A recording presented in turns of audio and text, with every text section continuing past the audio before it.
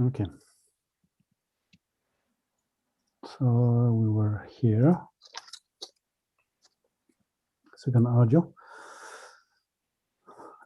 So here Campbell is saying that Loban Dorjit Sancha and Yishi Bel Yishin Denzambo are most probably the same person, different names of the same person. And the reason for this that he gave is that when we look at the colophons, it is what the different colophons of this praise, it is what comes out. That it looks, from looking at the different colophons, looks to the Kempo that it is the same person. And that he just uses at different moments different names. He gave the example of Penoromuche, who had his Druan Pemanorbu, and then another very long name that he used also at different times. So, which I didn't remember. But so he's saying that both of these masters, Lubundari Tenja and Peiyeshen Tenzampo, must be the same one. And so in the story, when they gave the title by the name of the Loban, of the abbot, then this abbot would be Dorje Tenja himself, using that other name. And then, so continuing to the second version of how the praise came about, he said, then when they saw that all these 500 different compositions were, because of Manjushri's blessings, were exactly the same words and the same meanings, then they were all very surprised, marveled, and said that it must have been through the blessings of Manjushri. And that's how they kind of believed, they got to the certainty that it must have been through their power and through his power of Manjushri. Could not have happened otherwise. And so from here we start the new part of the text. Counter Debaboni Yichebi Nesos. So counter, whatever the case, the author is someone trustworthy. And so here Kempo is explaining what kind of trust can we put in the author of this text. And so he said that it is the trust of having the capacities of making a composition such as this one. And so on the trust that we must have in order to create or to compose a commentary or a new text in India was the criteria to be allowed to compose texts that would explain the Buddha's words, was first to have had a vision, a direct vision of one's Yidam deity, one's deity of practice, and secondly, to have a very complete knowledge about a composition and the theme at hand. And so because we know that Lobundari Sanja or Pali Shanten Zampo had these, then the author of the commentary is saying that whatever the case, the author of this praise is someone in whom we can have the trust of possessing all the prerequisites in order to be allowed to write something in India. And here the Tibetan says Yichebe ne, so he is an object, and that can be trust, an object of our trust. Yes. Of our trust. And here an object means literally it's a place of our trust. And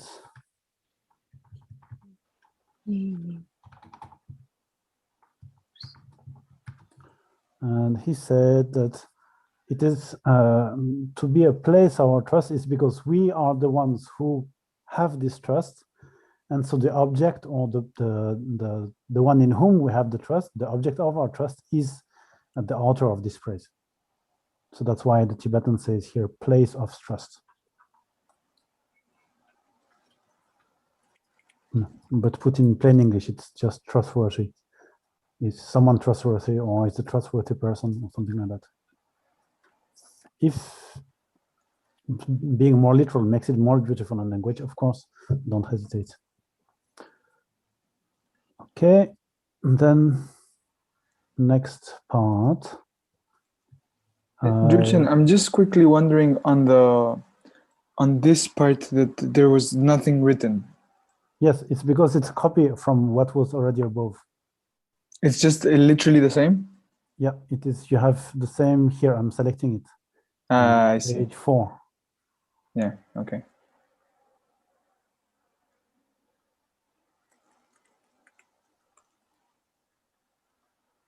So what I could do is actually take the commentary and copy it up there. So I can delete this here. It makes less confusing.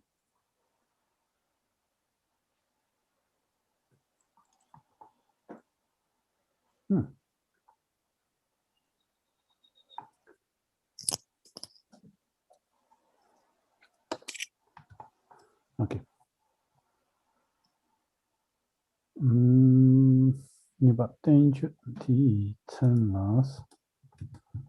So then the second part of the 5 out of the 5 of the text. So first, like Campbell said, first there was this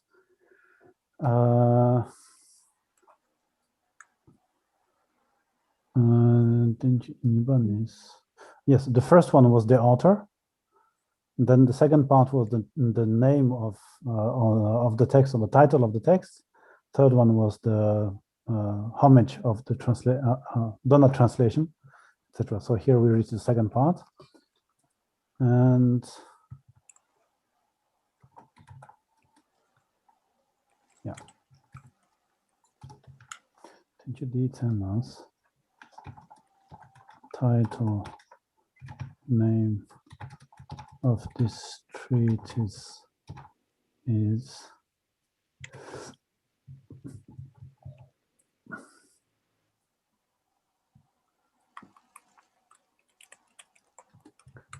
Ingavar Pabi Yulna Lever Charwa Haike to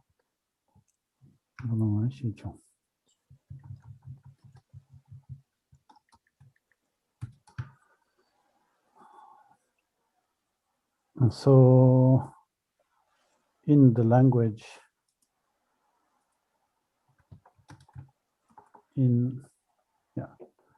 the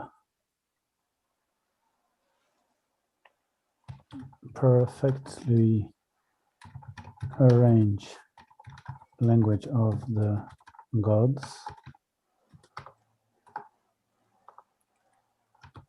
Devanagari Sanskrit, gods of the Aryan land of India.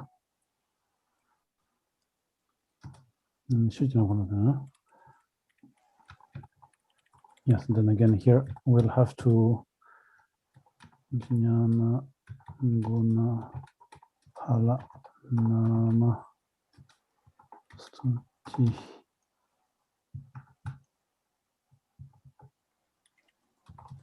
It is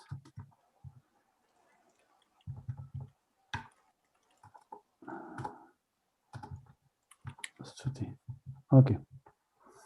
So here, when it usually is, Campbell said that in Tibet, usually when we said Gyagar Pagbe Yul, so the land of the Aryas, that is India, the Tibetans who kind of studied the whole of Buddhism and read all the texts and kind of were looking at the Indian the text that they were studying from Tibet, never having gone to India, then there was always this kind of sense and feeling of awe directed to India. And so because they felt that it was the place where there was so many great beings, Buddhas and Bodhisattvas, and then realized masters and such, who appeared there. And so they had this impression that India was filled with realized beings, and there was nothing else than that, because of when they studied Buddhism, they saw that there were so many great masters who lived there. And so for that reason, when they read Yagar Parba Yul in the perspective of that, then they understood, they kind of interpreted Parba to mean sublime. So Khenpo was saying that it's not only the case in the past. So when Tibetans were reading this text, they had this feeling of awe towards India, being a place that they never have seen and that is supposed to be filled with masters, Buddhas, Bodhisattvas, etc. And it is still the case today. So Tibetans still have this feeling of awe towards the land of India. But then Khenpo said, if you look at what Parba actually stands here for, it's not sublime, it is simply Aryan. And Arya is translated as sublime. But here, when we say the land of India, that is Parba, what Khenpo understands is that the Aryan land of India, the land of the Aryas. So as a kind of, as people, not as something that explains or that qualifies India, but the land of the Aryans. And so here, this is how it should be understood, and not in the kind of way that Tibetans understood it in the past, interpreted it in the past. So that's why I wrote the Aryan land of India. And so in India, there were Yulna. So there were many different languages in the past. And then Khenpo said that today also there still is a lot of languages like Kannada in the south of India, Bengali, Hindi, etc., etc. And out of them, one was the perfectly arranged language of the gods, which is the kind of elaborate way of referring to Sanskrit in Tibetan. And Khenpo says that he has the feeling that this has something to do with Devanagari, because Deva is God. And so when we said language of the gods, then he feels that maybe Devanagari has the meaning of this language of the gods. But he is not so sure because he's not a specialist of Sanskrit. He just knows a little bit things here and there. And so he says that that looks like that to him, but he can't say for sure. But whatever the case, the title of this praise, and that here the author of the commentary is looking at, in Sanskrit language, it says, Shri Jana Guna Phala Namastuti. And yes, and in the translation here, I did not bring the short version of Sanskrit. I did not say in Sanskrit, but in the perfectly arranged language of God, because it is the author of the commentary made the choice of expanding Lekjar, which would be Sanskrit, but he expanded and he said Lekbar Charwei Haikedu. So obviously he wanted to bring that in front, not just say Sanskrit. And okay, then okay do pal shi yante sambo shi jawe dobras. So this in Tibetan is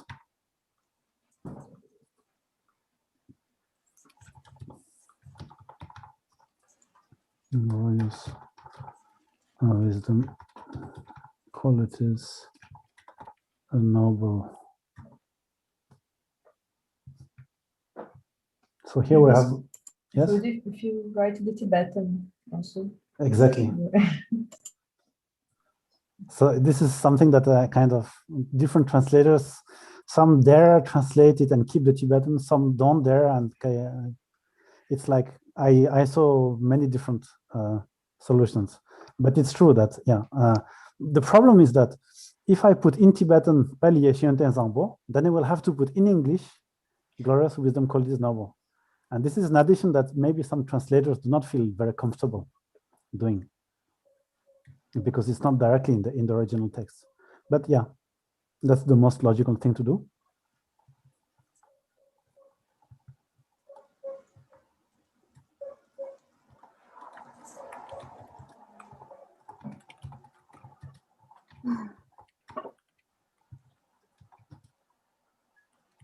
So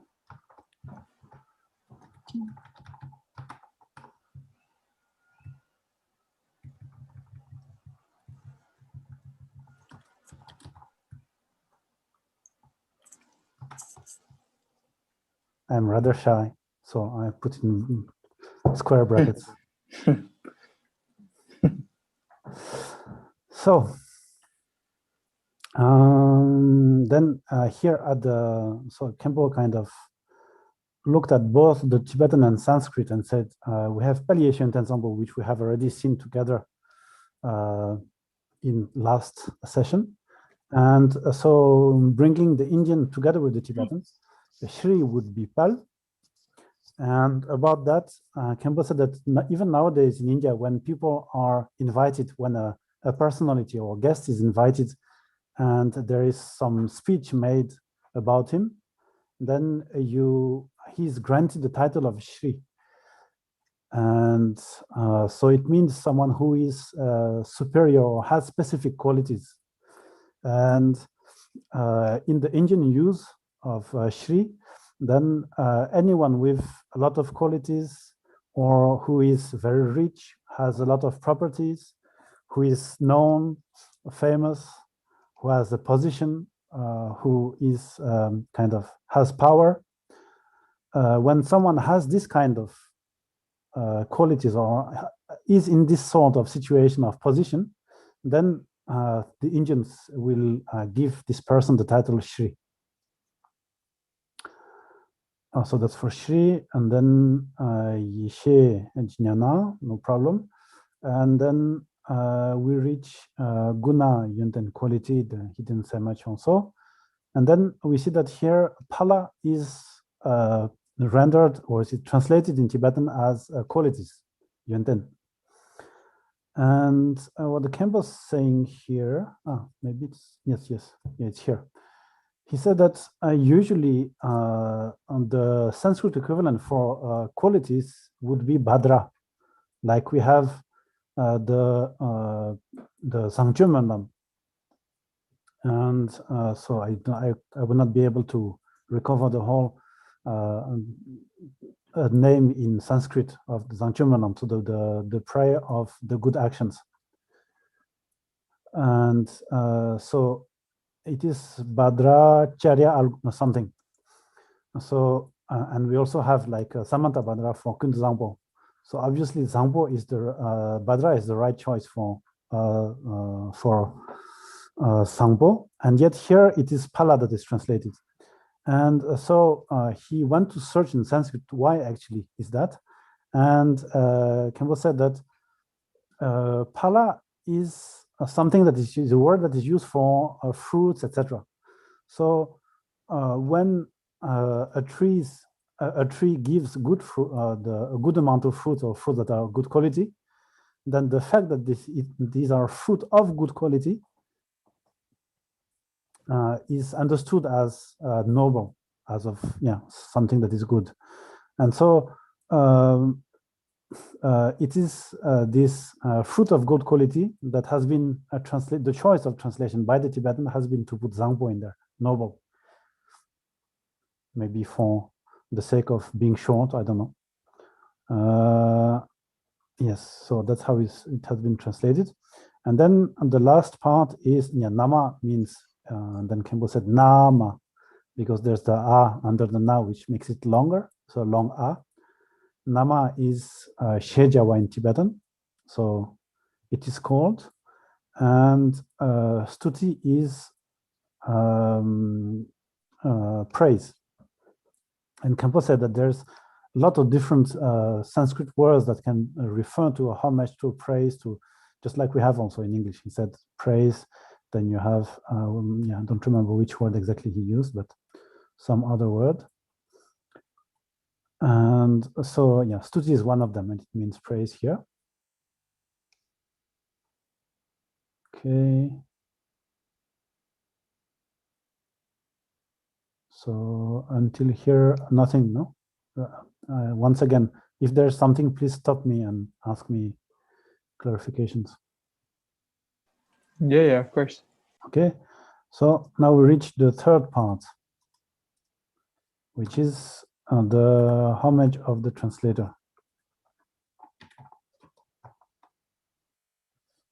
And so here Campbell said that it is when the translators, before they actually started to translate, in order for them to have to be kind of to have all the conditions for their work to go successfully, in order to have all the conditions to be successful, and in order not to have any bad situation or obstacle that arise during the process of translating, they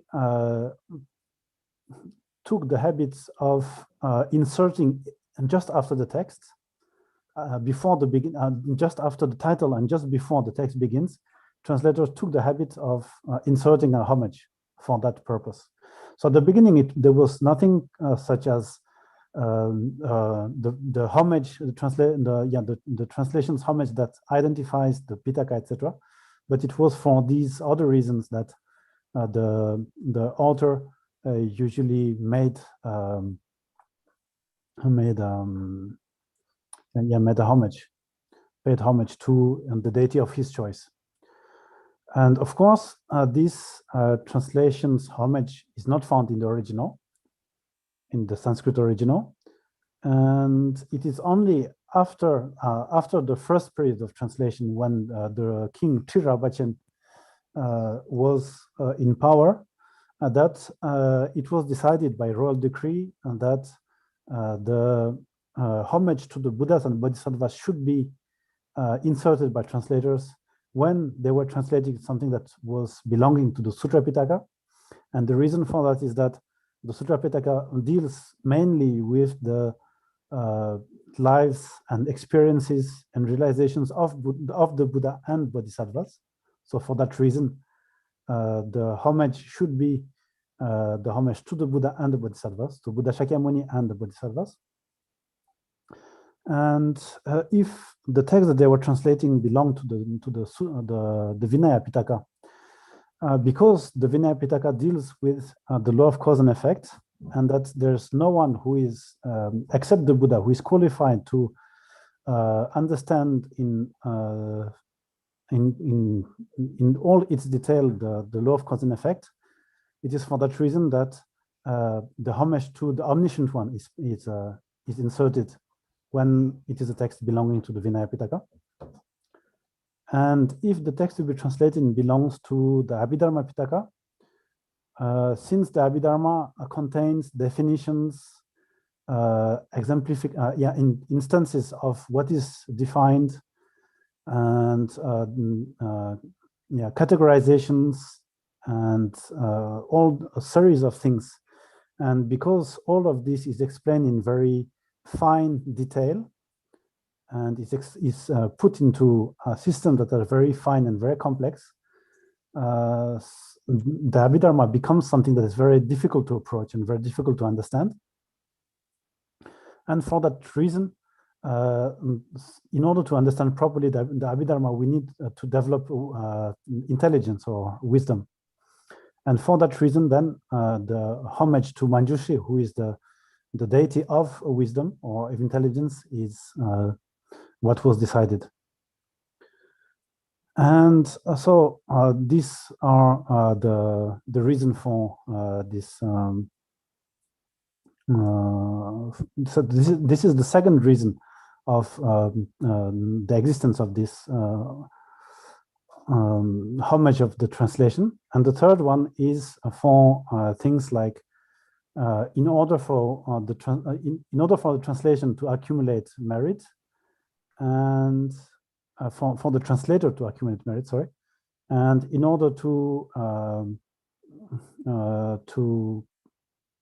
establish the habit of hearing Sanskrit language, which is the language that will be spoken by all the Buddhas. And so in order to establish this connection with them, it is the name of the text is stayed in put in Sanskrit. And also, yes, the homage of the translator is put in order to receive blessings, so the translator can receive blessings. And the title in Sanskrit is put in order to show that the origin of the text that is being translated is coming from a secure or authentic source.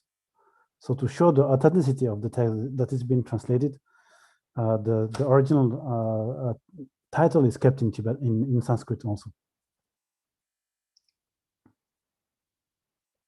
Yeah. Okay. And so this is general explanation that he gave, and then Chomdende Pal Gombo Champe Yang. So here the homage of the translation itself. Chatsalo Shiba Des.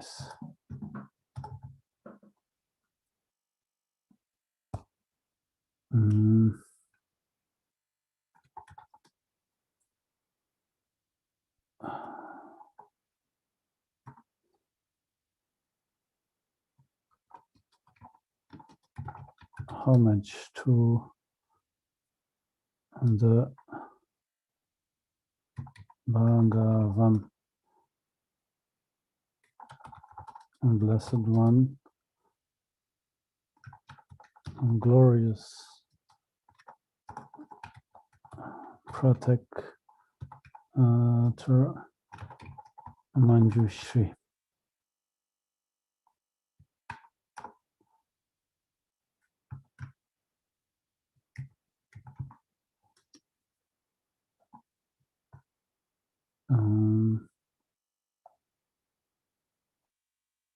Yes, and so here Kempo said that here it starts by saying Bhagavan, Chumdende, and usually Bhagavan or Chumdende is only referring to the Buddha, and is a title that can only be received by a Buddha. It is not meant to be used to designate bodhisattvas. And usually Manjushri is known to be, or is thought to be, a bodhisattva of the 10th Bhumi. That's how he is known. And yet we can see here, because there's Bhagavan or Chumdende that is put in front, that for this homage, Manjushri is taken to be one fully enlightened Buddha. And the reason for that is that Manjushri actually is a name that is given for the wisdom of of the enlightened mind and the knowing aspect of all the Buddhas. And so it is Manjushri should here in this context should not be understood to be a different person. It is the enlightened mind, and so the wisdom of all the Buddhas, which is being referred to. And once we identify Manjushri to the enlightened mind of the wisdom of all the Buddhas, then Manjushri is a Buddha of his own. I mean, he has all the qualities of a Buddha. It's since the enlightened mind of the Buddhas have all the qualities of having abandoned all emotions and having acquired all the realizations, all the qualities, then we can say without problem that Manjushri is Bhagavan. So that is the reason why there's Bhagavan here in the homage. And Pal is Shri. Also, Kempo said that Shri has been already explained, so there's no problem. Gumbo is protector, and here Gompo can understand that as someone who has the ability to help us, to provide us with help, and to protect us, or to be someone who is supporting us and providing supporting us in difficult situations in France. So that is for protector. Jambeyang is Manjushri himself, so that's the name of Manjushri himself. This is why I kept it into Sanskrit, because Kempo said it's the name itself. And Chartelo, I pay homage. Okay.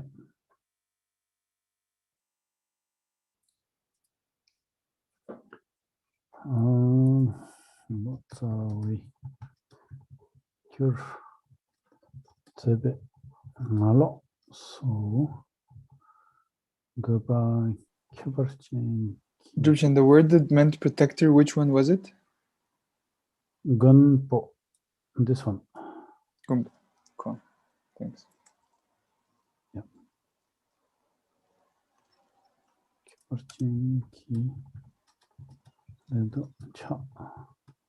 C'est bon.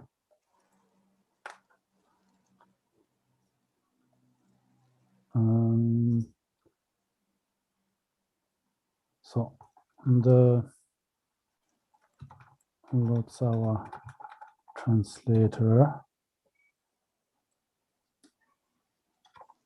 paid this homage before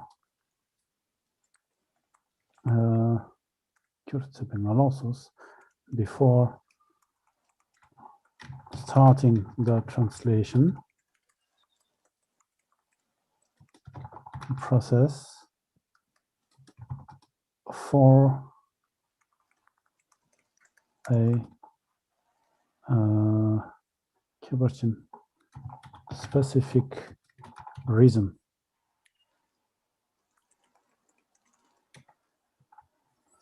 Okay, so here Kempo says Lotsawa. In Sanskrit or Indian languages,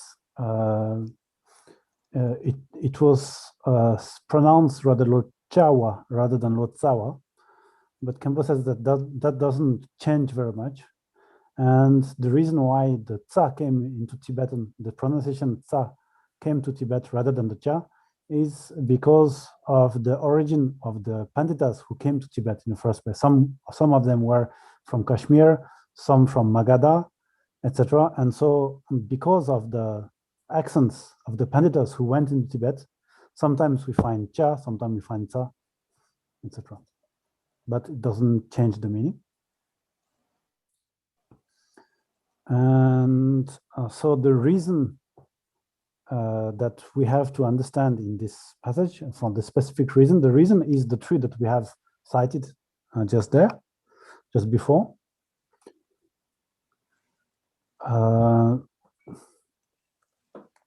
So that is the specific reason for why the translator made this homage. And specific here, Kibarchen means special or for special needs, for specific requirement. So reason or requirement. Yeah.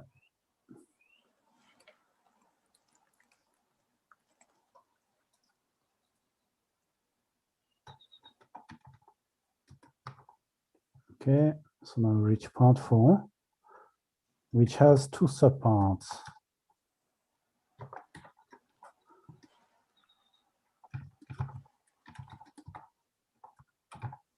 Itself,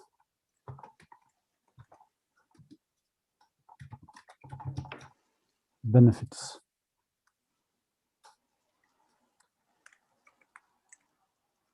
Okay, so Kemba didn't say anything about this. Yes, time for a pause now. Okay, see you in 10 minutes. All right, thanks.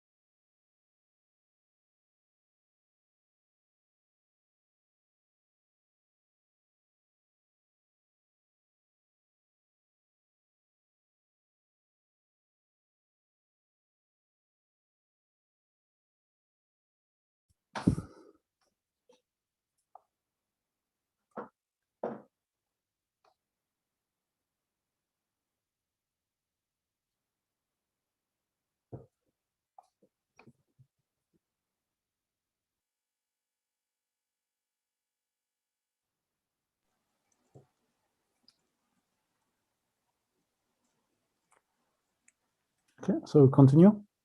Mm-hmm.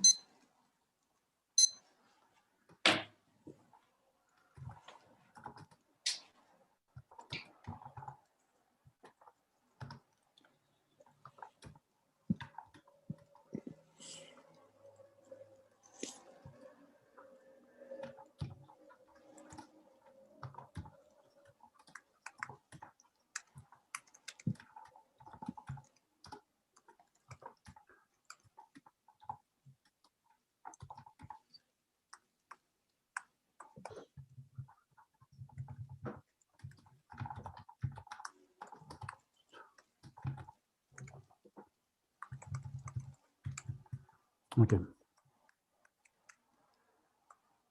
So I put this 4.1.1.ABC, but then the way you organize it and you make it nice for your reader does not have to follow the convention that I'm taking here. It's just because it's the easiest to understand, but at the same time, it's not beautiful. Mm-hmm. So I think for the different parts and how to organize it in the final thing, you should look at how, I don't know, a school book or a story book is divided into chapters, sub-chapters, etc. Something like that. Look at the conventions in your own language. Okay, so here we have 3 different homages. Yes, okay, no, yeah, first. So the fourth part, the third one was the homage of the translation, and now the fourth one is first the homage itself, so the main part of the text, and then the benefits.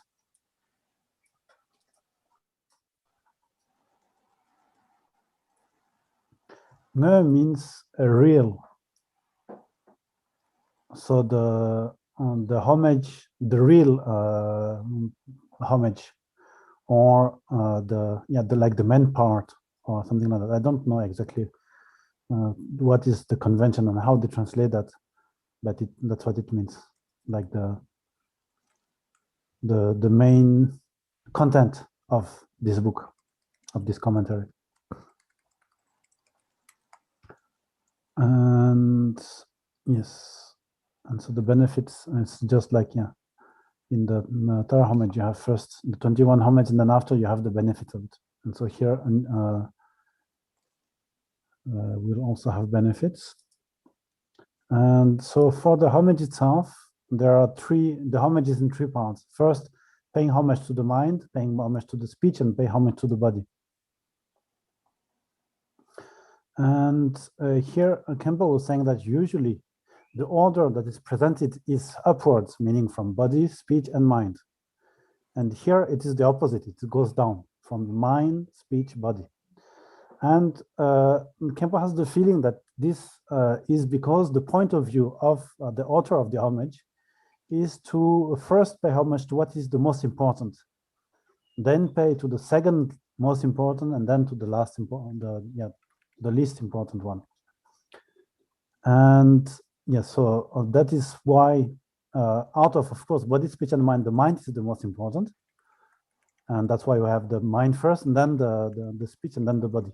And as for the other order, the usual order that we find, Kempo explained that it is like when you have either it is a support of a statue or a person that you meet. First, you're going to see their body. So this comes first. Then after, when you come close to them, you hear what they say. And in the end, you have access to their thoughts because of having understood what they said, to their mind. You have access to their mind. So the usual order of body, speech, and mind is following this second order. But here, it looks that the author decided to take the order of importance rather than the traditional order.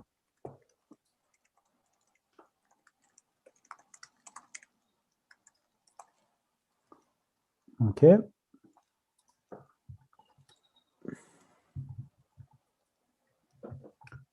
So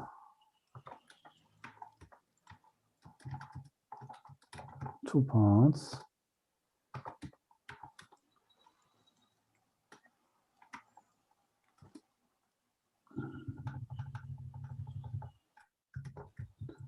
정보라 니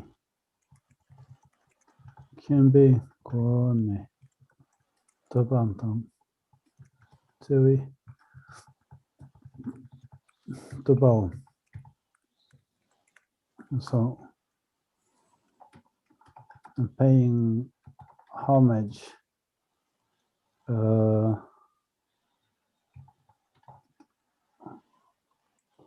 from the point of view or by means of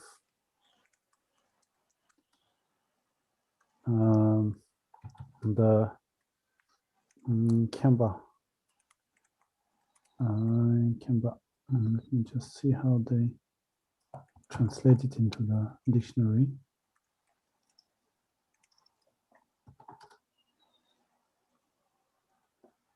Insight, understanding, knowledge.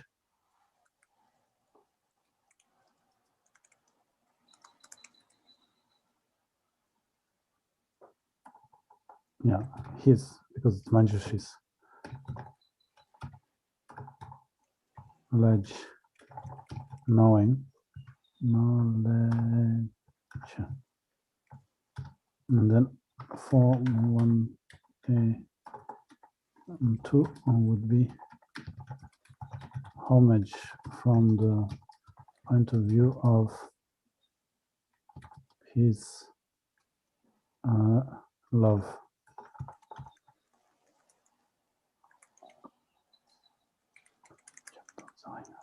Yeah. Okay. And so, yes. And it's interesting because this is just me kind of noticing it, but I still find it interesting, is that we have Ken and Te. So, and the author of the commentary is Kenze Wambo. So he kind of, yeah, looks that they're putting the focus on these two aspects, the knowledge and love. Okay, so then here, Campbell said that yes, that this knowledge aspect and the love aspect, loving aspect, is the is specific to the Buddhist tradition, and the knowledge aspect is the part of being able to apprehend directly in one single instant all that is to be known. So all the objects of knowledge, all the objects of all the phenomena, because of having abandoned all the the two obscurations. And yeah, and then after Campbell said that, yes, but on the one side, this is the one specificity of Buddhism, but having that knowledge alone is not enough. We need also to have the love and the kindness similar to the one of a mother who has only a single, a unique child, a single child, towards all sentient beings. And so that is the loving aspect. And these two make for the specificity of Buddhism.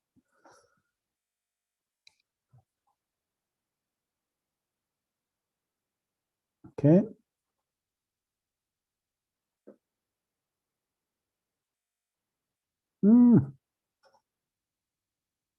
We have lost all the bolding that I had put. Someone took out all the bold letters. Doesn't matter. Let me put it again. The bold was supposed to be for the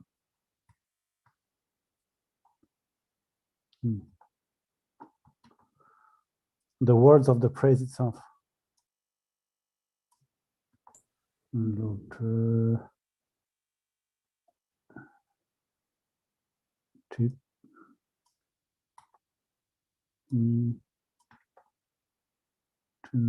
tells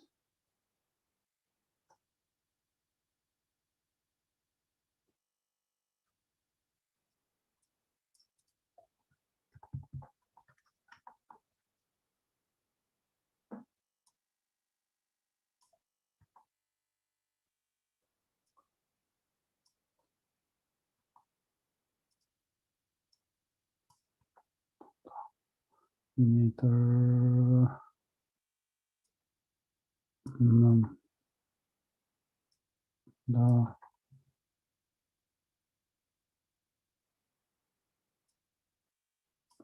the survey. Okay. So this is how Jeremy Katsawampo is commenting, as actually inserting the syllables of the comment of the root text in the middle of his explanation. Okay, Tambonis. So here is the first part. So it is part 4.1.8.1.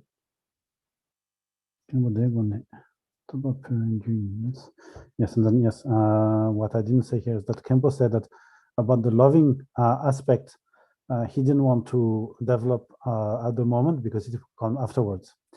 And then here for this first part, it is, yeah, Kempo was saying that it's like Kenzemon was saying, okay, now we are going to see how the praise to the knowledge aspect of Manjushri is done.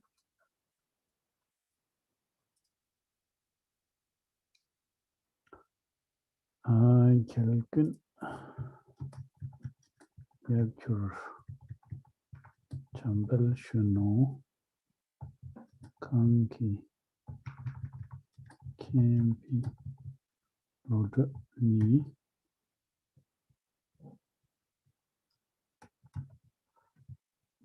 Yes. Okay.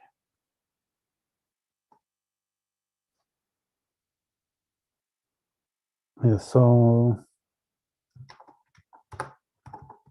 you whose intelligence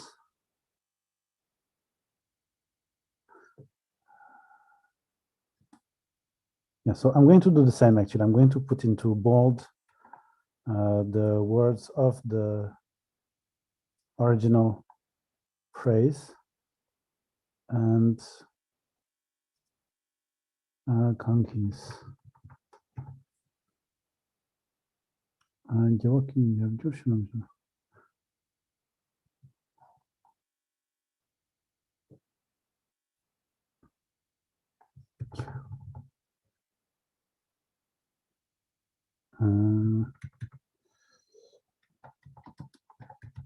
Who are the father of all victorious one, and Chambal Shino, the Yardful Chambal Shino.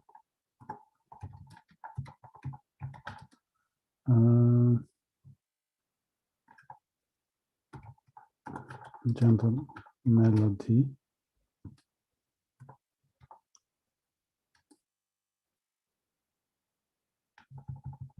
Yeah, then we don't need this. Yeah, yours. Yes, okay.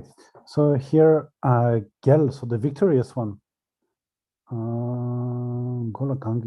Yes, and so here, this first part here, you who are the father of all the victorious one, youthful, gentle melody.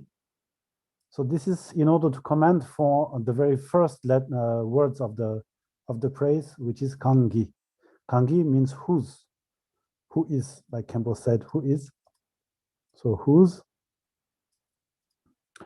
And yeah, this is actually the relative pronoun that Tubden Jimba was saying that the Tibetans never use, but the Indians use a lot. In one of the videos, he's saying that since our languages use relative clauses and have relative pronouns, then we should be using them.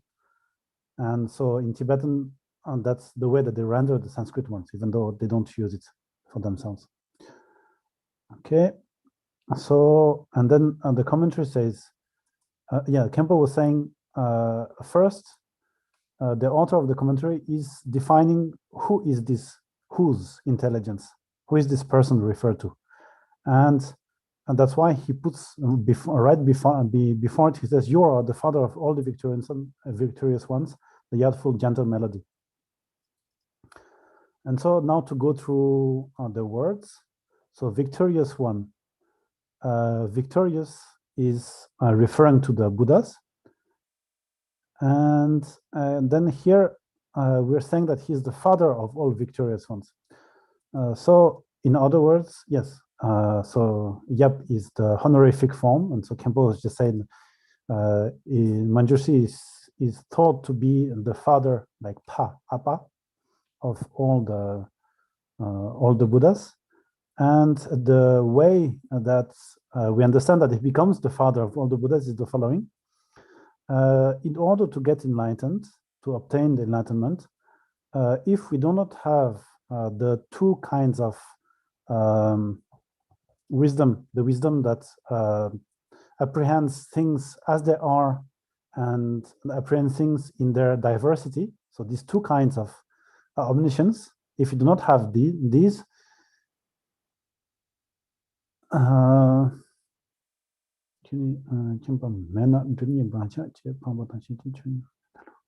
yes, if we don't have these two, then we are unable to get rid of the two obscurations with their traces, and we are not able to realize the nature of all the phenomena and all of the phenomena that are to be known. So this the twofold knowledge or twofold wisdom is necessary. And in order to acquire these two types of knowledge, then we rely on developing wisdom or intelligence. And since intelligence is indissociable from Manjushri himself, then it is through that knowledge and through this wisdom of Manjushri that all the Buddhas have gained enlightenment. And it is for that reason that since they all rely on this wisdom and this twofold knowledge to get enlightenment, this is why Manjushri is called the father of all the Buddhas. Yes, and so that's why we can say that the father of all the Buddhas is Manjushri himself. Okay, so that's the explanation for the father of all the victorious ones. And then we say that Manjushri is a youthful one. So we do not have the image of an old father, but rather a young one. And yes, and then who is, yes, then we reach here. Who's intelligent? And so here, youthful, gentle knowledge, Jambal Shunu. Yes, yeah. So Jambal is Manjushri and Shunu is youthful. So yeah, that's what Kempo said, that it's not an old father, but a young one. And Campbell Lodres, yes. And so whose intelligence? You whose intelligence? Campbell Lodren is, so Campbell Lodren, intelligence that apprehends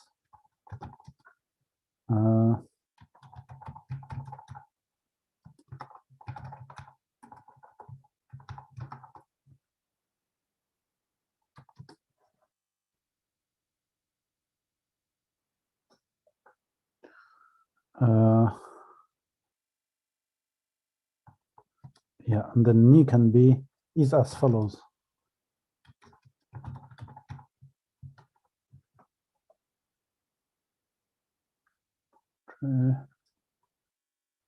And then yes, the cha pangja the cha la so ki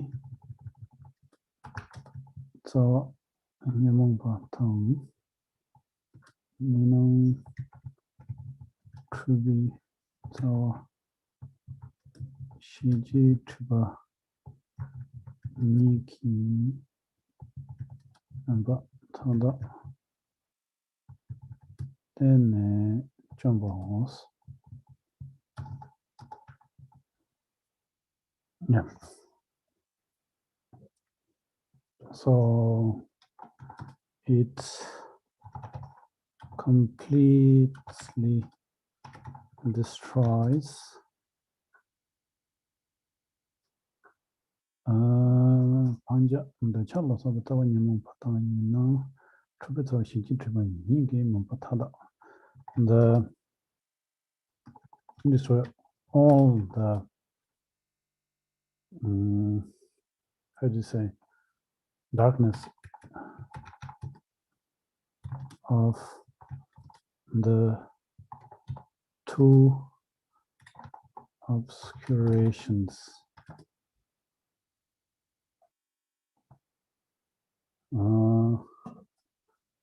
The emotions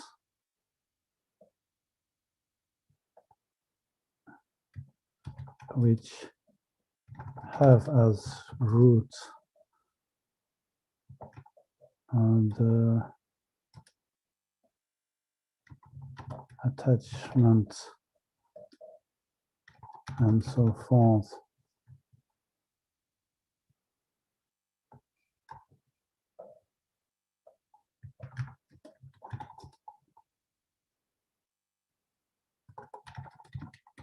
To be abandoned.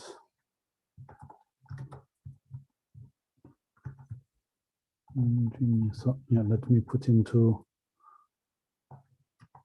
bold the words of the praise. Treatment completely transforms the darkness of the two obscurations that are to be abandoned. The emotions would have as root attachment and so forth. And the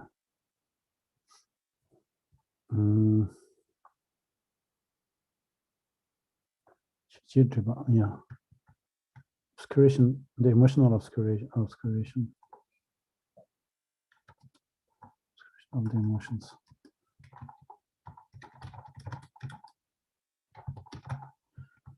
And defilement, yeah, obscuration of defilement. Defilement, I think it's more. Okay. Yeah, and so actually here now, when we reach this part, it would be good if you go to search the translation of the praise in your own languages.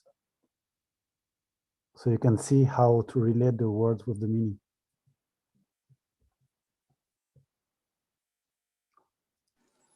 What do you mean, the translation of this praise? Yes, in Spanish. Oh, there are some already done? I think so. If you have the collection of practices, then it is there. In C something. C5. Oh, okay. All right. Yeah. The praise is already translating. The praise is a classical of, yeah, all Buddhists, Tibetan Buddhists. But this commentary has never been translated. I see. Yeah.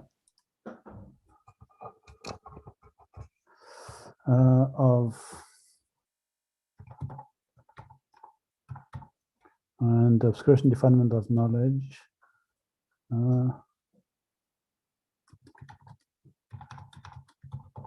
As root.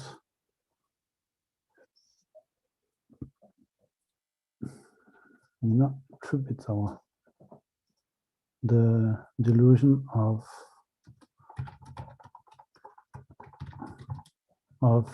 duality. Okay.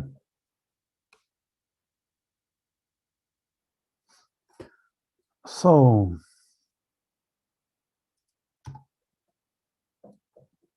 yeah. And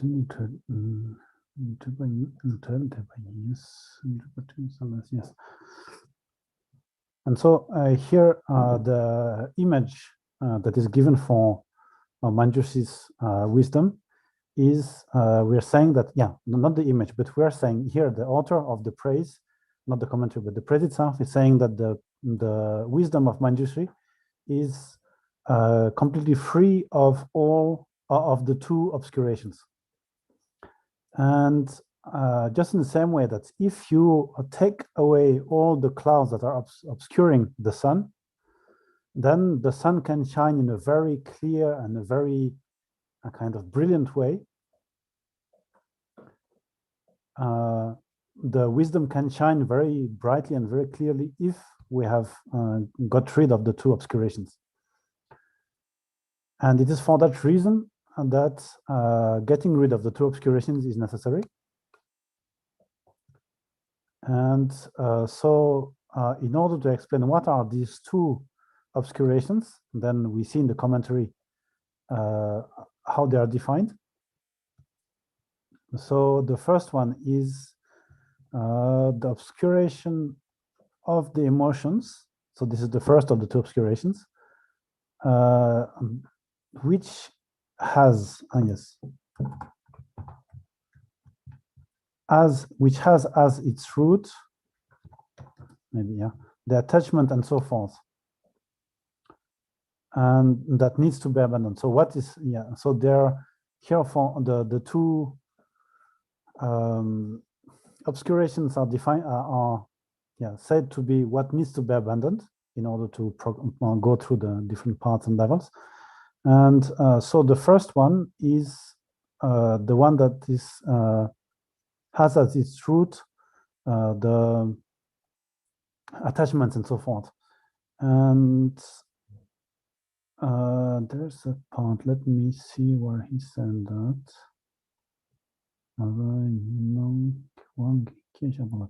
Yes, yes. And so in order to explain what we mean by, what the author of the commentary means by which has as its root something, so a defilement that has as its root something, then Campbell said that it is a defilement or an obscuration that is born because of something else. So the obscuration of the emotions is born because, exists because of the attachment, etc. And in the etc., what the Campbell kind of reconstructs from what the author intended to say, he says that we have attachment, we have aversion, we have ignorance, we have pride and jealousy. And so when we say that in the obscuration of defilement, which has as its root attachment, etc., this can mean that we are talking about all the emotions that are coming from the three main poisons, the three main emotions, or the five main emotions, etc. So all the ones that are stemming from these main 3 or 5 ones, those are part of the obscuration of emotions. Okay, so Drupshan, quick question. Yes. Here, where it says obscurations of the emotions which has, it implies, when it says has instead of have, it implies that it implies that it's talking about the emotion, not the obscuration, right? So like the contrary. If I had said the emotion that have, then it would be the plural. It would be the emotions. I'm sorry. Yes, it would be the emotions. But here, are you referring to the emotions which has as a root the attachment? So the attachment is referring, the root is referring to the obscuration. Yes, the obscuration. Yes, yes. Not the emotions. No. Okay. Or the emotional obscuration. Well, that. Yeah, it's the same. Emotional obscuration of the emotions. That wouldn't really be the same, because one would say that the root, that attachment is the root of the emotions, and the other one is that the attachment is the root of the defilement. So yeah, Yeah. I know maybe it's you might put it in one category and say defilement of the emotion, but so is it that then? So yes, we have the two obscurations, the obscurations of emotions and the obscurations of knowledge. And so what here the author is saying is that the root of the obscuration of emotions is the attachment, etc. Okay, so it's kind of referring to both things then, right? Because you're putting it all together in one category, obscuration of emotions. Because with the first time I read it, I was confused whether it was talking about the obscuration or the emotion, the attachment. Yeah. No, it is the attachment is one emotion, but maybe let's put it that way. The obscuration of emotions or the emotional obscuration is something that you have when you're an ordinary being, and that you will get rid of and completely kind of have nothing left when you reach the seventh bhumi. So it is an obscuration that goes until there. On the first bhumi, you get rid of most of it, but there's still some part that needs to be cleaned until the seventh bhumi. So it's an obscuration that you're going to cleanse along your path. And then from the seventh bhumi, you do not have this obscuration anymore. Then the only thing that you have is the obscuration of knowledge. And but at the same time, and that is because after the seventh bhumi, or until when you reach the seventh bhumi, you have gotten rid of attachment. You get rid of attachment in its kind of in the way we know it when you reach the first bhumi. Okay. So when you reach the first bhumi, you do not have this kind of like very gross emotions like we have. When you reach the first bhumi, you do not have those anymore. So we cannot say that the bodhisattva of the first bhumi has emotions, gross emotions, but he has still the obscuration of emotions. Okay. There's still something out of the obscuration that comes. There's still something obscuring his wisdom that is coming from emotions, but it's not a gross emotion. So because when you talk about obscuration, you have a gross part and a subtle part, you cannot say that emotions equal this obscuration. One more time. Could you say that one more time? Sorry. Yeah, when you said the obscuration of emotions, there are two parts of it. It's the gross emotions, and then you have the subtle emotions. And the difference of these is usually said to be just like if you have a perfume that has a very strong smell, you put into a container, like a recipient box or something. So when you're an older being, you have both the smell of the perfume and the perfume itself in the bottle. When you reach the first bhumi, there's no perfume anymore, but there's still the smell of the perfume. I see. There's still something remaining from the perfume in the container itself. So this is the traces of the emotions, and both these gross emotions and their traces are part of what we call the obscuration of emotions. Of emotions. So okay. So there, just seeing you say it a couple of times made me see it. It's together. It's together. It's referring to the obscuration, which is described as the obscuration of emotions. All right. Cool. And thanks. Yeah, and when and here what he's saying, the commentary author is saying, is that the source of this obscuration of emotions is the emotions like the 3 root, the 5 root, and all the other ones that come from them. All right. Got it. Yes. And yes, and so this is for the first obscuration. So we were yes, so actually yes. in this last retreat, one of the tapes that I was making the subtitles, Rinpoche was talking about this, and I actually was in doubt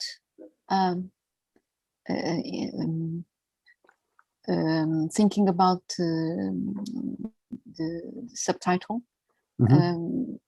either I would put just leave it as it is in English, the obscurations of emotions, obscurecimento das emoções, or to clarify, to put, because I think that when you are reading the subtitles is more confusing than when you're listening, right? So, and so I was thinking if it would be correct to put the obscurations derived from we have the two types of obscurations, yeah? So the obscurations derived from emotions and the obscurations derived from knowledge. Derived or Yeah. that Yeah, are the caused thing is by, that, you know. yes, but Well, look in at the here. end, I just left it very simple, the obscurations of emotions or the obscuration, but it was a bit, for someone who is reading, it might become a bit Yes. It's not like, so understandable. It's like if I say the tukva from the, or let's say the pizza from,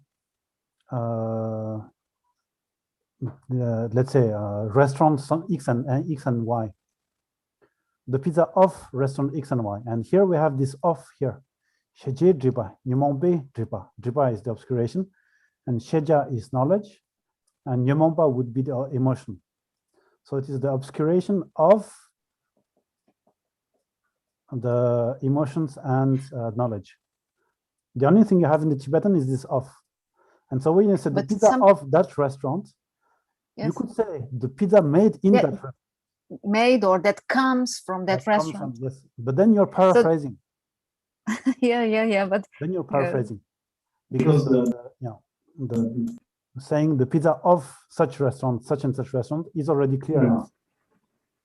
But I think it's way more simple to use the conventional way, obscurecimento emocional and obscurecimento cognitivo. I don't see any problem in this. Emotional, yes. It is a choice, you know, it is a choice. But actually, I was in doubt what to put, if I would say from emotions, from knowledge, or, you know. But and then there's something that it can be emotional, just grab the adjective. But do you think it's okay, the Drupchen? I think this reminds me of something else. I think emotional is fine. It's completely fine. Okay. The of emotions and emotional is actually the same. And this reminds me of something that I don't remember who told me that it was a story about Manjushri coming to the television. And since he has been staying like all these years in India and with Tibetans who have this all the time, the habit of saying something and then say, you know, it's like this and like that and like that. For example, this and for example, that, and for example, all the time, for example. And so one of the first time that Matthew was on television, he was standing with one very kind of, the television presentator. And then he always kept making examples, saying something, making one affirmation, then saying, for example, it is like this and like that. And at some point, it looks like the presenter got very much annoyed and said, Matthew, please, we understand what you're saying. Why are you so always bringing new examples? We're not stupid, something like that. Wow. So I think that, we should also kind of take the stand that our reader has also some understanding and does not need to be explained everything all the time. If we really see that it is something that is too much obscure, then of course we have to paraphrase it. But until then, I think we can kind of trust them.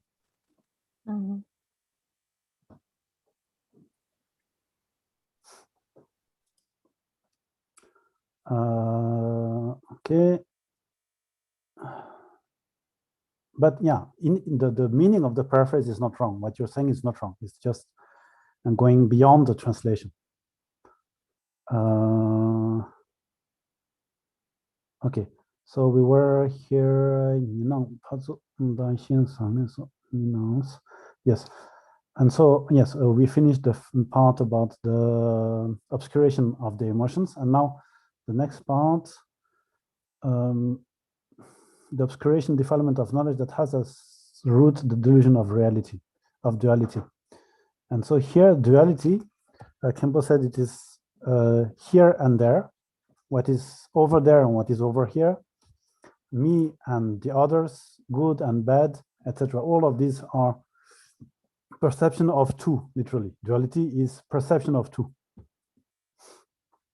Ninang. And this is making is an obstacle to obtaining enlightenment, because it's like thinking about me and you, etc. So this kind of distinctions is conceptual thoughts, and because of being conceptual thoughts, they are an obstacle for obtaining enlightenment. Okay.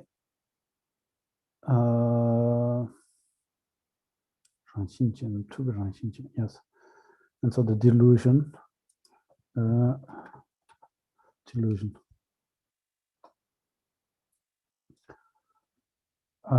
And so this second form of obscuration is the obscuration from knowledge that has its root, the delusion of duality. Yes, and so Kempo was saying that has the nature of a delusion. And because these obscurations are born from duality, and so these conceptual thoughts about good and bad, etc., then they are this obscuration of knowledge. And yes, Shiji Chibas. And then we have we finally find the word obscuration, the two obscurations, which is Jupai here. It's the of emotions and of knowledge. So these two, it completely destroys the two obscurations that ought to be abandoned, etc. So we have seen that last part of the sentence. And the example that is given for these two obscuration is like darkness, or like in a dark night. Yes, in dark night, the darkness itself. And it destroys all the darkness. Here, all means yes, entirely, completely.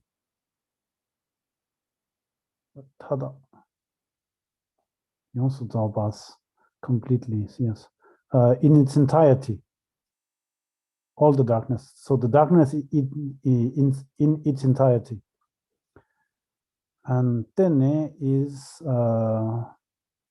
completely, or without anything remaining, from the very root. So it completely destroys. It destroys from the very root all the darkness without leaving anything behind of the two obscurations. And here we are referring to the intelligence of Manjushri.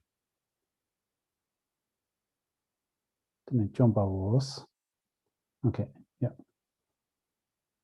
And oh, still a lot. Okay. Now the next bit.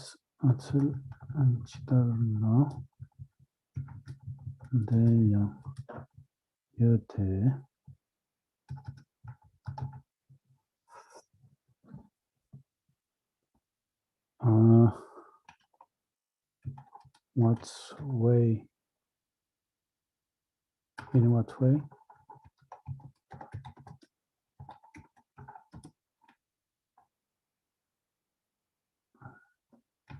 Here is the way.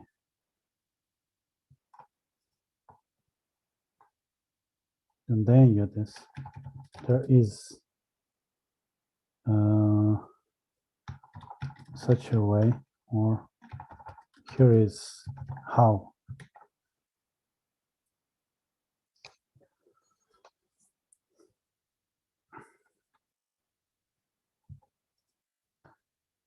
And yeah, and so Tsul here is the manner or the way. In what manner, what way? correct or both? Yeah. So in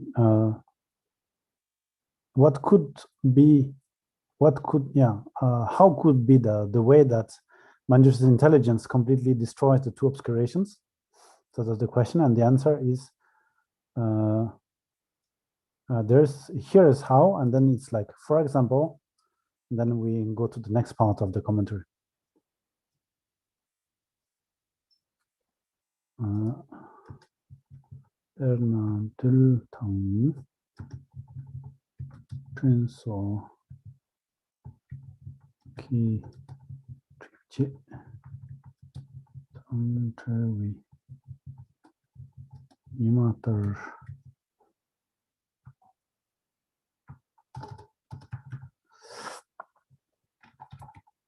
For example, just like the sun that is free from separated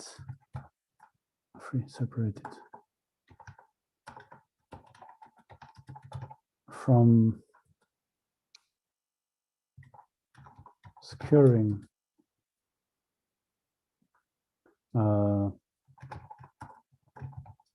things like mist and clouds.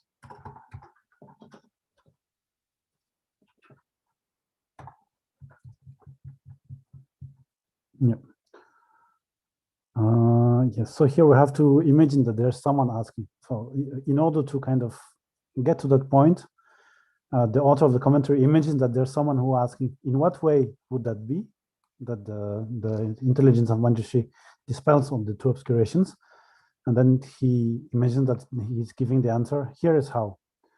For example, and then just like mist and clouds. Yeah. And so here the mist is it's like in the sky, in the space, when there is some in the morning. It's not really clouds. It is not Mogba. Let me see that in the dictionary. Fog, yes. It's not fog, so it's not as strong as fog. It's not a cloud like we see high in the sky, but like the mist. No, let's see if Campbell's English is right. Yes.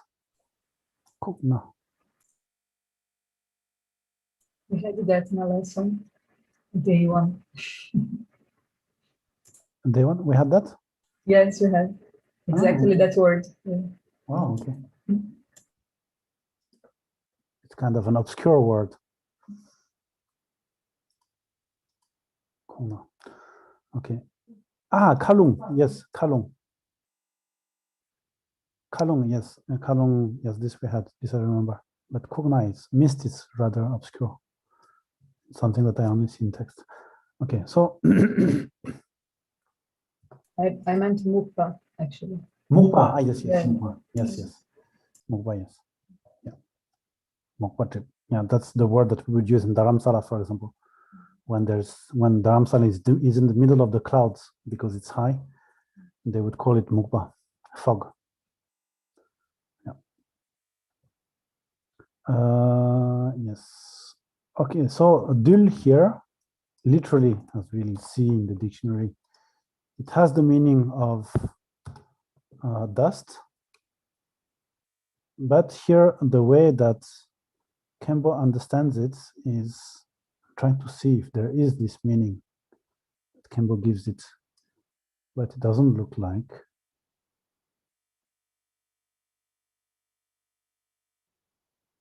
No, it is not here. Needles. That's no. Yeah.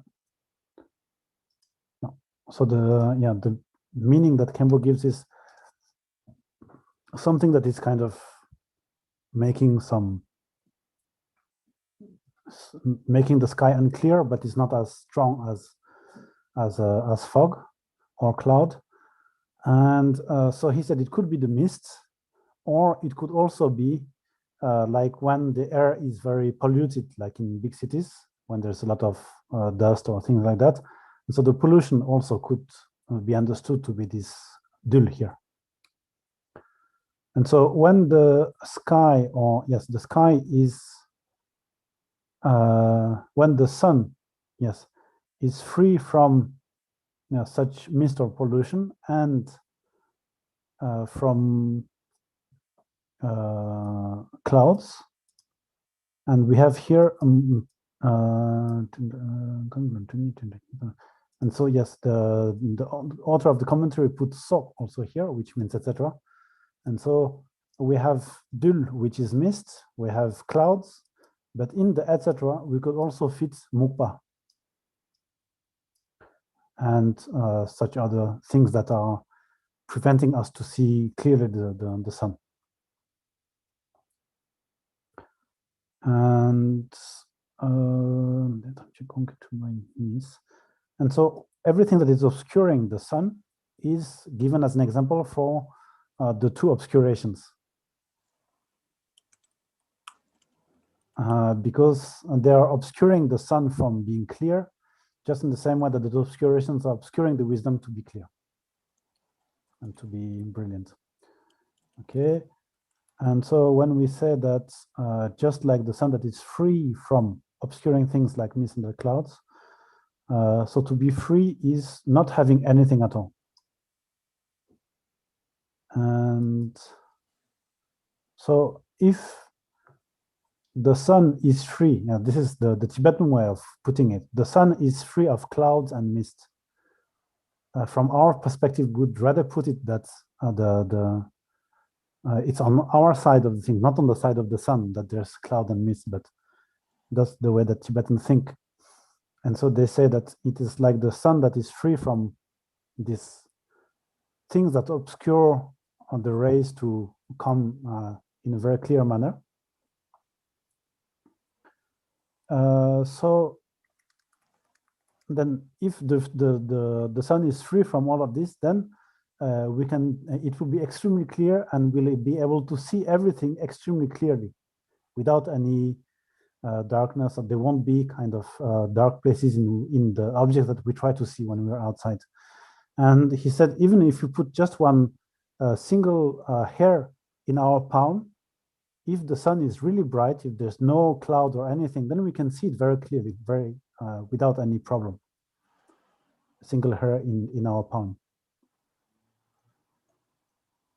And so, yes, so this is the example that is given for the way in which the intelligence of Manjushri is getting rid, or is free from the two obscurations.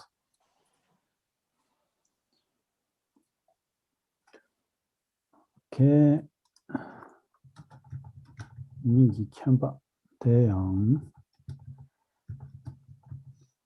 Che Kun Sikpala Tripje Tripi Trima Teda Shinto number Daching.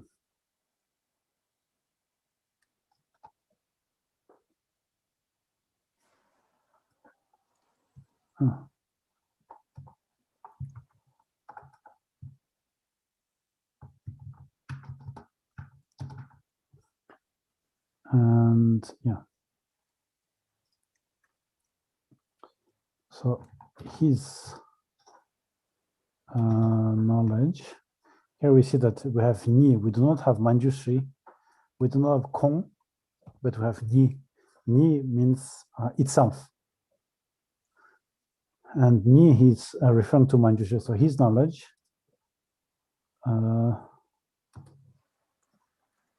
Deyang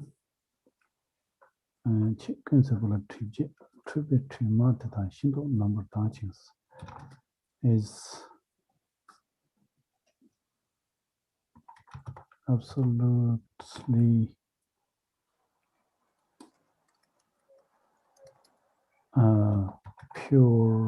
purified, absolutely purified.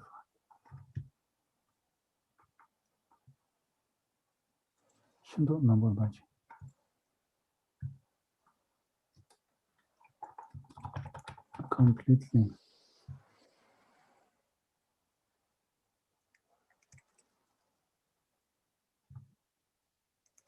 purified of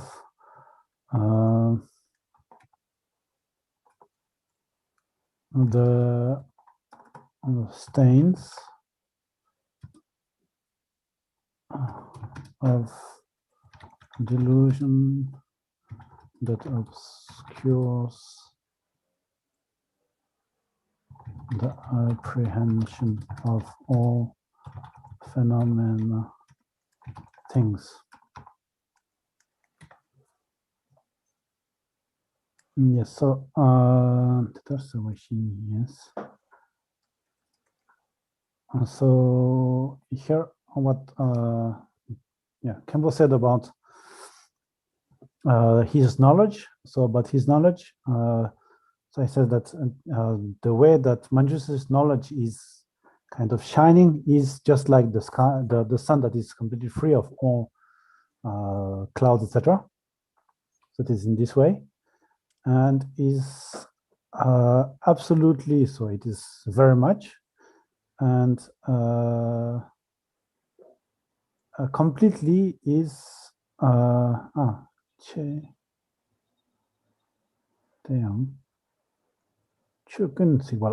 yes, okay, yes, and there's a, I think let's check in the Tibetan, because we have the original here.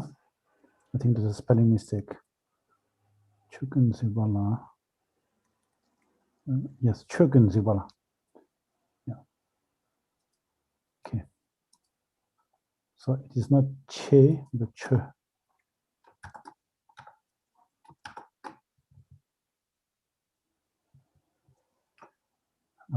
So yeah, it makes things simpler. It is Shinto number dodgings. Purified. Absolutely. Yes. And so this absolutely literally is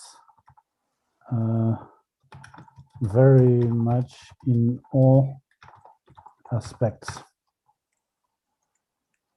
Shinto is very much, and number is in all aspects. And so it is absolutely purified of the stains. Here, stains, Juma, is something that is dirty. Just like when we have dirt on our objects, on our clothes, etc. This is Juma. And the stains of delusion. And delusion here is the mind that is under the power of illusion. And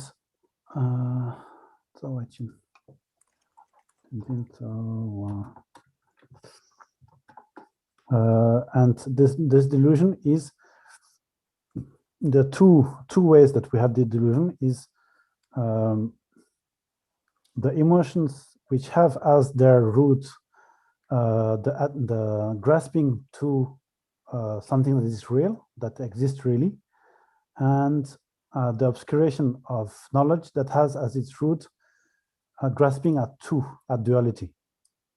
So in both cases, we have the grasping of something, so the concept of something, which is why we have this idea that there is delusion.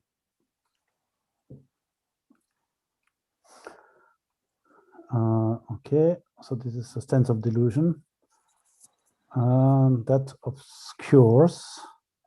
Yes, and so what is going to obscure is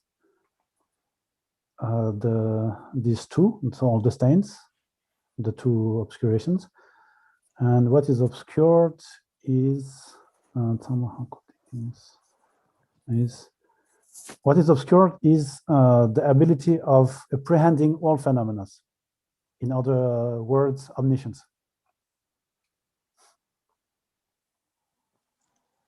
Gunzik. And yes, tamahako degen, all-knowing. And kunzik is a synonymous for tanchi kempa, which is the omniscient one. Kun and tamchi and tama is the same. Zik and ken also.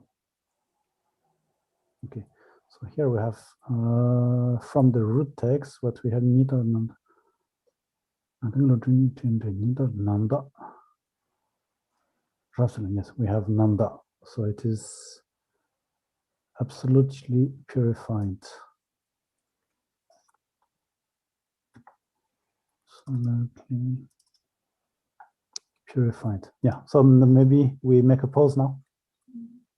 5 o'clock already.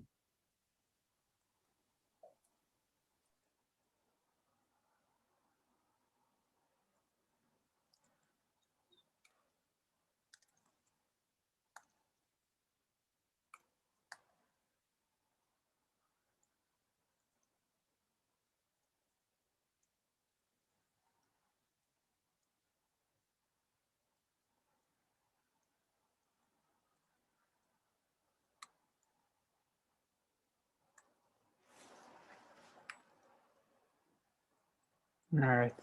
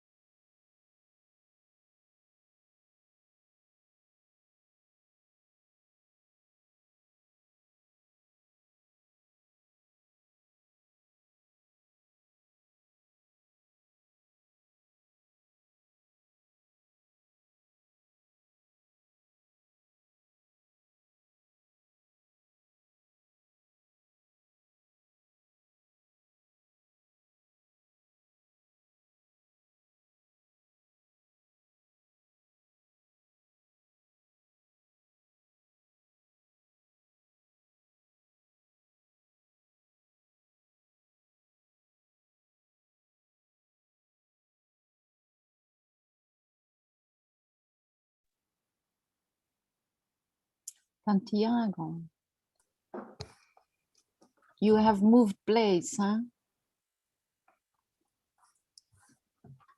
We don't hear you. Yes, my mom wouldn't say anything, but I was taking I saw her setting up all the things like in the kitchen and in the living room because it used to be her room. So I said like, no, I'm moving out. Okay. Yeah, my sister is long gone, and I was just being lazy. Drupchen. Yes. This word for stain, which actually we were seeing yesterday in the Manjushri. I don't know if it's the same word, but I suppose it is. Yes. Because I haven't opened the document. But yeah. Can you use it in normal Tibetan? Yes. Can you use it No. in context where you can say like a leftover of something or no? No. Or it's not a leftover. No, no. No. It's something that makes dirty. Mm-hmm. Okay. Dirt, filth, stain. No trace. Trace. No, trace is something else. Nothing. No, no. Okay. Trace would be bacha or hlama or some other word, but not jima. Okay. Because when you have like a cloth that is dirty, it's not that it's a trace of the cloth. The cloth is still fully there. It's just that it's dirty. Jima. Yes, but for instance, yeah. So actually, here the example of what when would you be the spill cloth, like something in a piece of clothes, you can, of course, it's a stain. It's a stain, but it has, let's say, in Portuguese is vestígio, so it's a kind of the leftover of milk, for instance. It has vestígio, which is the word in English. I don't. Huh? I don't think this word is used. It's more macula, mancha. Yes, I know it is. I know it is, but sometimes, I mean, because it's an analogy, of course, it's an analogy of the stain that sticks in that goes into a a piece of cloth or whatever. But vestígio can also, it's different, of course, but it can also imply the traces, their leftovers, like in the spot, in the stain, you also have a leftover of wine or milk or whatever. Yes, so, yes. So yes, the stain is leftover of something, but we're not focusing on that something that is left in the stain. We're focusing on what is being dirtied. And the example that Donza Kenzero Moche, the metaphor that he usually uses is a cup that is dirty. So he says you have a dirty cup and you see the impurities, cup. Yes, the impurities. Yes, the impurities, yeah. You see the cup and you see it's dirty and you feel very happy because you know you can clean it. You must have heard this teaching of him many times. And yes, I was just, I was just thinking that, yes. But it's an impurity in a cup. It's also it also a leftover of the dirt. Like if you have dust, it has leftovers of the dust. What you say, what is the word? It's not leftover. It's remnants. Yeah, but this is not what we're talking about here. Oh, it's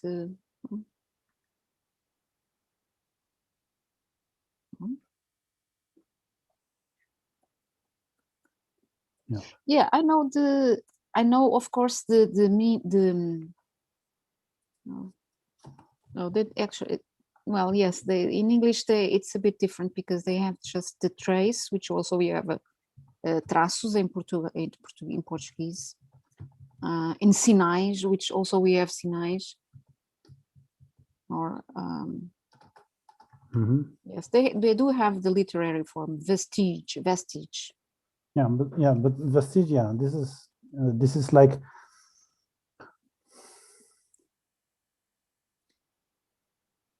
Yeah. No, it does not go with Drima. Certainly not. Drima is just dirt. Okay. Because if you, I mean, you could extrapolate and say that the dirt is a vestige of something, but then you're not putting the focus on, you're not putting the reader's attention on the right place.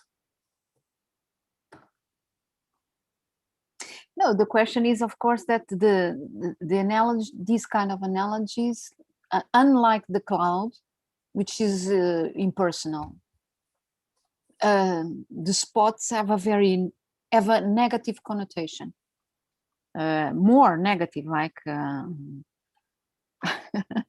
right. It's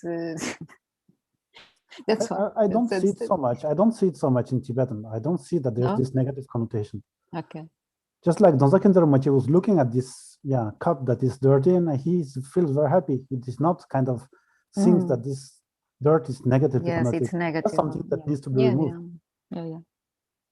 It's more like in Christian term, we always associate these kind of words to sins and to very negative. Yes. Then that may be some remnant or vestige of that.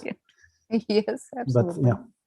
But no, but here it's obvious that with the idea of the cloud, that this is, if we need to have an example for the obscuration, it is the cloud for the sun. So it's just like that. And actually, if you have this negative connotation, then you're bringing the Christian guilt, which does not exist in Tibetan. Yes, that's why probably in a kind of young audience, Western young audience, I would avoid using. But which word do you think it's Christian? Mancha? Macula? Macula? Yeah. No, not at all. Where is it? What? I have never heard in the not Christian context these two words. Absolutely, macula. But what is a stain in the Christian context? No, but the idea of macula is associated to sin, right? It's sin. So for instance, when we say Immaculada Conceição, it's the Holy Mother, which is always associated to immaculate, right? Immaculate, without macula. But when you think about macula, it's associated with that, the sin, because the Holy Mother was conceived without sin. She was not the result of the joining of a man and a woman in a sexual act. She was immaculate in her conception, in the sense that she was not the result of a sinful. Is it her or Jesus who is the result of immaculate birth? It's Jesus. Yes, Jesus. Okay. Yes. Yeah. Yes. So yes, she's still the product of sin. But she gave birth. I mean, she gave birth. She gave birth to Jesus without sin. Yes. But that's why she's called immaculate in that sense. But also because she's a very saint person, holy being, right? But anyway, this is just. It's true, but for example, I never made that connection. When I see Mácula das Ilusões with Imaculada Nossa Senhora, I didn't even remember that. So yes, maybe it's not so common to remember Mancha or Mácula with a sin. I don't know. For me, it wasn't. It is the first time that I'm making this connection of the church. Okay. No, because probably you were not so Christian charged. Oh no! Yes, I was. You were? Yes, I went to church school until I was 11 years old. But in Brazil, you have such a mixture. You are much more free. Okay, but that's okay. I mean, Mancha can be used, of course, it can be used. But if I was talking to someone about Brazil, I would avoid anyway in Portugal. But even Mancha. No, Mancha, no, it's okay. Mancha, it's okay. Okay, yeah. Mancha is better. I mean, Macula is completely religious. Okay. Connoted. Yeah.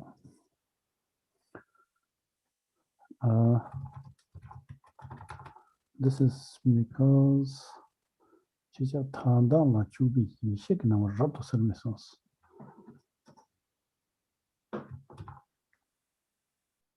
His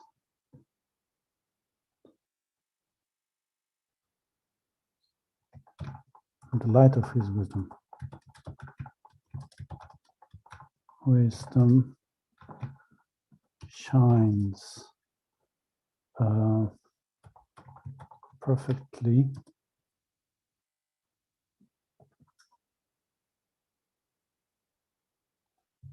in the light of his wisdom that engages, apprehends all that is to be known, shines perfectly.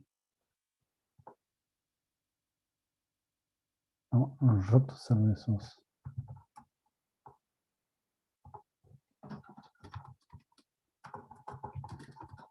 Perfect way. Okay. So yes. Just a curiosity. Yes. I made a search here, and macula plus sin, it gives 500,000 results, which is a lot. But when I make macula Buddha, it's almost 1 million.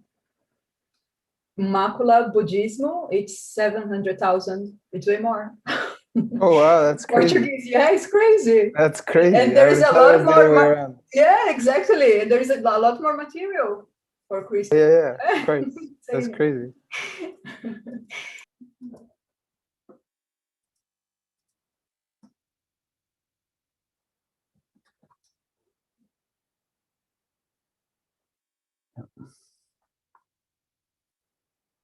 So it's not just absolutely purifying of the sense of delusion and secure the principle of phenomenal things.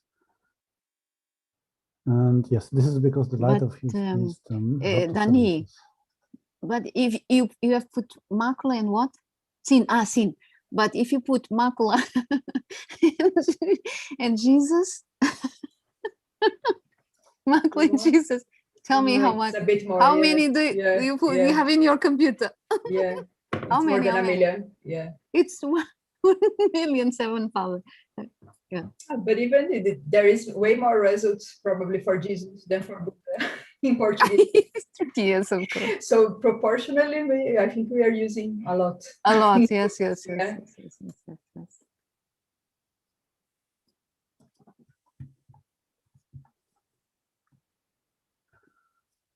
an engagement appearance, all that is to be known shines in a perfect way. Yeah. 진짜 타다. So here to explain that sentence. So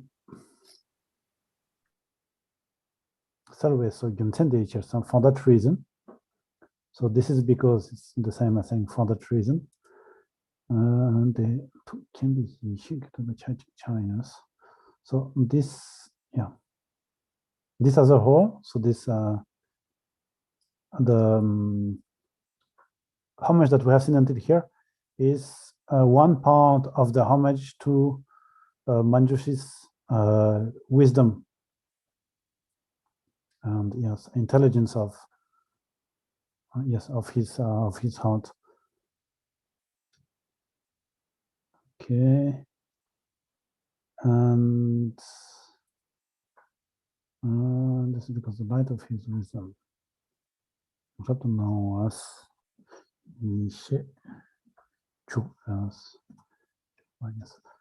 so this his wisdom that engages into all that is to be known.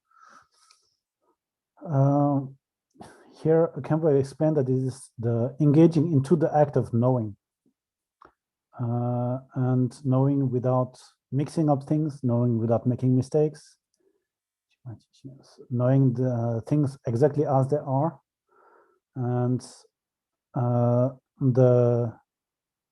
Manjushri possesses this wisdom that is able to apprehend things in this way. So that is the meaning behind engages, apprehends all things to be known. His wisdom that engages And then Shijatadas. And here, when we say all that is to be known,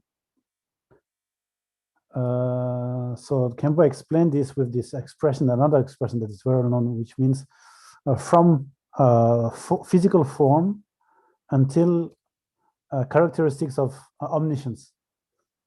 All the phenomena, everything from physical form to the characteristics of omniscience.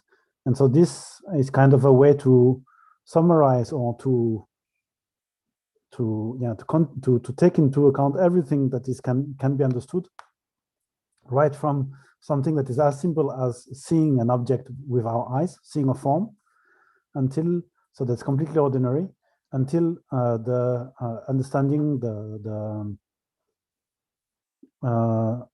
all the qualities and characteristics of enlightened ones. So on the higher end, we have the Buddha and all his qualities. On the lower hand, we have all the three lower realms. And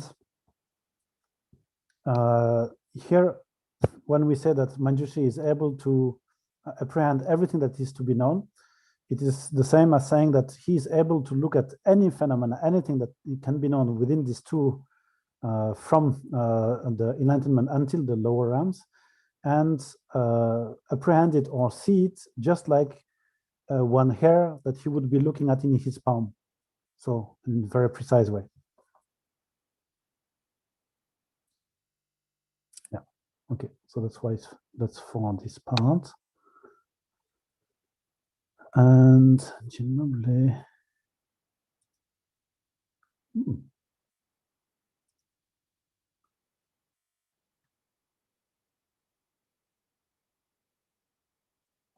I think there's some mistake because this we have already said, covered.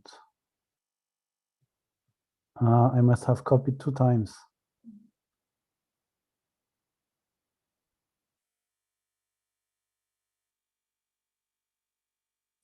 Yes, okay. Yeah, so we just finished actually what Kempo has explained. So everything that is under is just the same thing.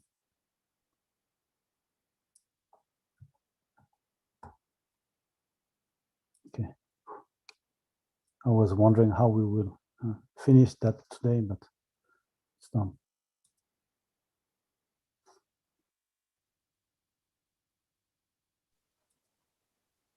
Oh, we're done with the, oh yeah, with the blue is done. Yes. Yeah. He spoke quite a bit this time, right? I mean, he always speaks quite a bit. Yeah. He speaks quite fast also. Oh, really? Yes. All of this in half an hour. Wow. That's tense. 30 minutes, 45 seconds. Yeah. Crazy. Will you put the link, Rupshan, The link to the YouTube? Is this inside the YouTube in what channel? Yes. I will send it to you. Yes, I'm going And to the other search ones, here. right? Yeah, in the same Yes, place. yes. Yeah. They're all there.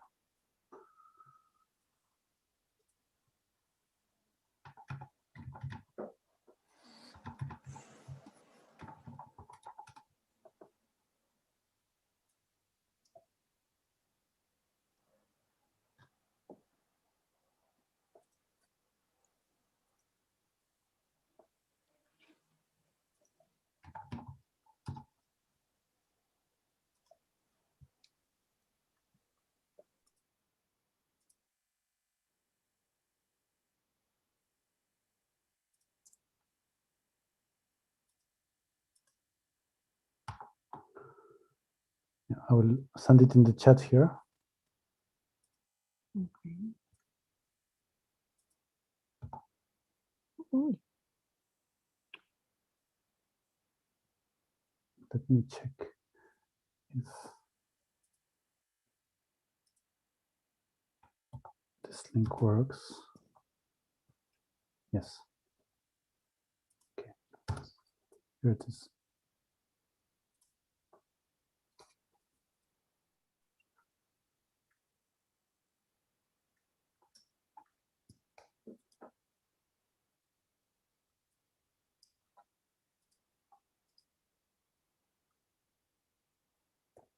It's like the first time I read this commentary, and now that with the Campbell's explanations even more, it feels like rediscovering something that I have been reading all my life. Cool. I tried to look for it before on the C5, but I couldn't really find it. I'll look better later. C5? But isn't that like a sort of sadhana? Yes, C5 is the sadhana, but in the middle of sadhana, then you have the praise. Oh, I see. All right. Actually, C5 is the sadhana that is made around that praise.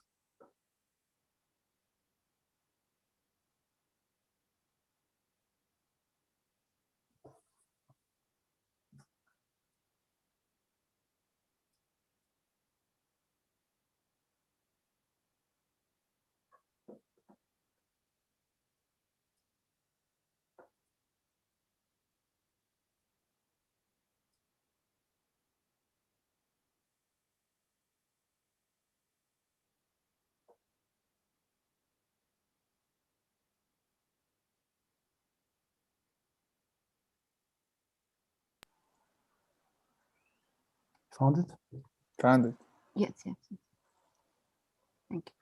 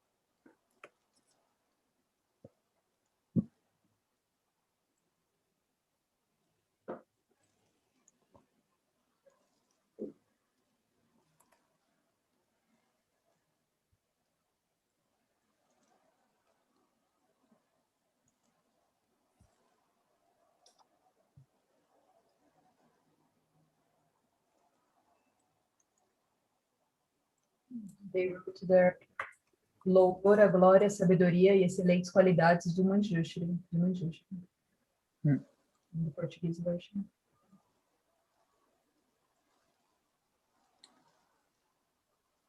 So, Drupchen, Desculpa, Dani. Say again, please. It is written in the Portuguese sadhana, o título Louvor Louvor a glória, sim, sim. a Sim, sabedoria do Manjushri. Drupchen, so the paragraph that was repeated twice, remember there was like, oh, it's the same paragraph above.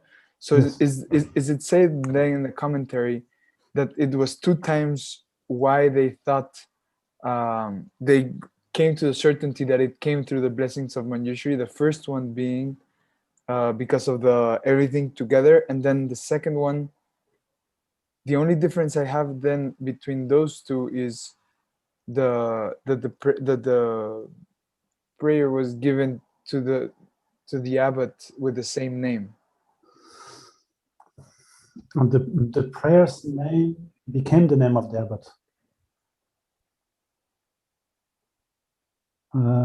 Oh, so it's the other way around. It's it wasn't that the abbot had a name and it's the prayer's name became the name of the abbot. No, it's the opposite. Which one is it?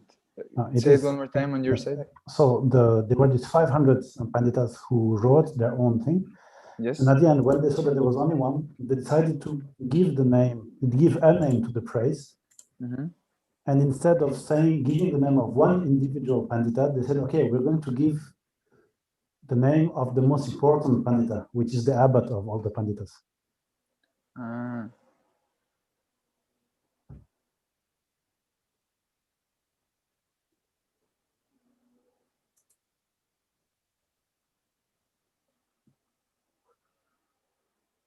So the abbot's name became the praise's name. So it would be, so the praise itself was given a name of, was given the name, the very name of the abbot. I see. Okay, I understand what you mean.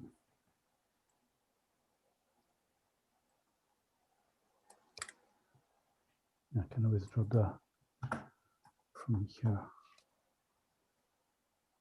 But then below that, we have one more time. After that, we have one more time the, because of this they came to the certainty, or maybe I'm No. not understanding what the second one was. So actually, this part here, Yes. I copied it again today because he commented on this.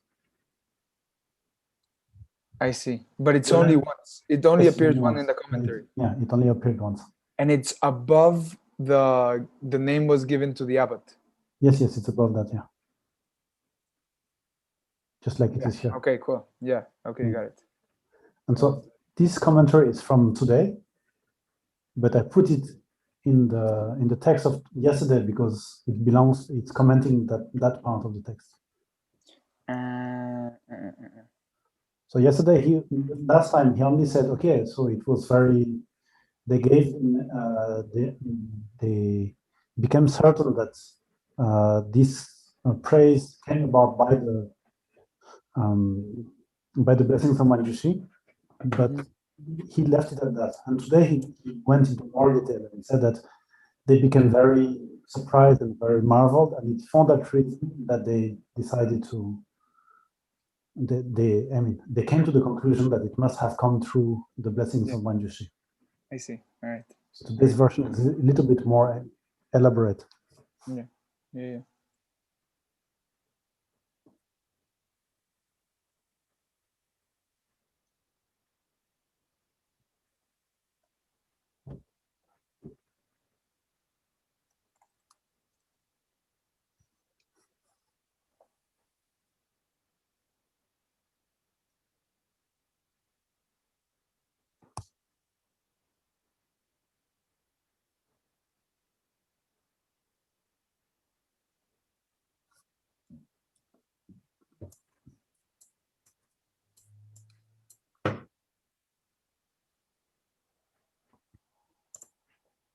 It's also the first time in my life that I hear this explanation of, instead of saying sublime land of India, to say the Aryan, the land of the Aryans. Yeah. And when I heard it, I found it a bit awkward, but then, well, it's Kempo who said it, I can't go against that.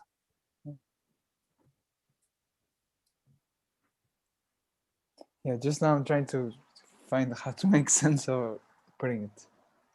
But all right. That's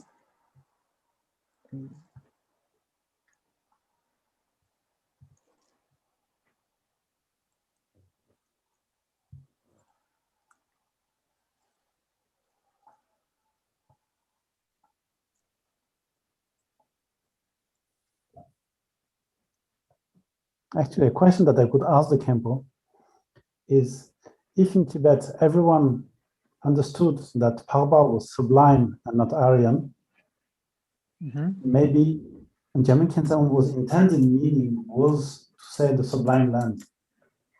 yeah. That sounds like a nice question just to kind of be to see like, yeah, because it does sound weird.